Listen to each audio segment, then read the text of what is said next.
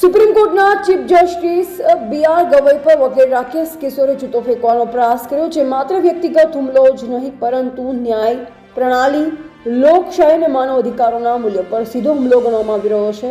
આ સાથે હરિયાણા DIGના અપમૃત્યુ, હરિઓમ વાલ્મીકી હત્યાકાંડ અને ઉત્તર પ્રદેશ જેવા રાજ્યમાં થતા માનવીય અત્યાચારોના વિરોધમાં આજે સમાજના આગેવાનો અને કાર્યકર્તાઓએ પંચમહાલ જિલ્લા કલેક્ટર મારફતે આવેદનપત્ર આપ્યું હતું। તારીખ 13 ઓક્ટોબર 2025 સોમવાર સમય બપોર 1 વાગે સ્થળ ડોક્ટર બાબા સાહેબ આંબેડકર સ્ટેચ્યુ પાસે સર્કિટ હાઉસ નજીક ગોધરા જિલ્લા પંચમહાલ।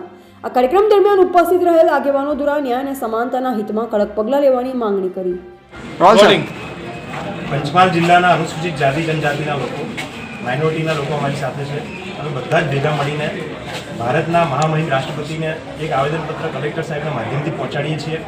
આવેદનપત્રમાં અમારી માંગણી એવી છે કે જસ્ટિસ BR ગવઈ સાહેબ જે છે એમના વિરુદ્ધમાં ચાલુ કાર્યવાહી દરમિયાન એક વકીલે જૂતું ફેંકવાનો પ્રયાસ કર્યો, જૂતું ફેંક્યું અને જૂતું ફેંકીને જે ગંભીર પ્રકારનો ગુનો કર્યો અને એના પછી આનુષંગિક રીતે જે બીજા વ્યક્તિઓ જે છે ડૉક્ટર બાબા સાહેબ આંબેડકરની વિરુદ્ધમાં, જસ્ટિસ BR ગવઈની વિરુદ્ધમાં જે કંઈ પણ વાતો કરી રહ્યા છે અને જે પ્રકારે જાતંકવાદી લોકો જાતિવાદ ફેલાવીને અને આ દેશનો માહોલ ખરાબ કરી રહ્યા છે એ તમામની વિરુદ્ધમાં તપાસ થાય, તમામની વિરુદ્ધમાં કાર્યવાહી થાય એવી અમારી માંગણી છે। અને સાથે સાથે હરિયાણાના IPS કિરણ કુમાર જે એમણે સુસાઇડ જે કર્યું અને એમની જે આત્મહત્યાની બનાવમાં જે IPS લોબી જે આખી જવાબદાર છે એ તમામ IPS અધિકારીઓ જે છે એમના વિરુદ્ધમાં તાત્કાલિક કાર્યવાહી થાય એવી અમારી માંગણી છે।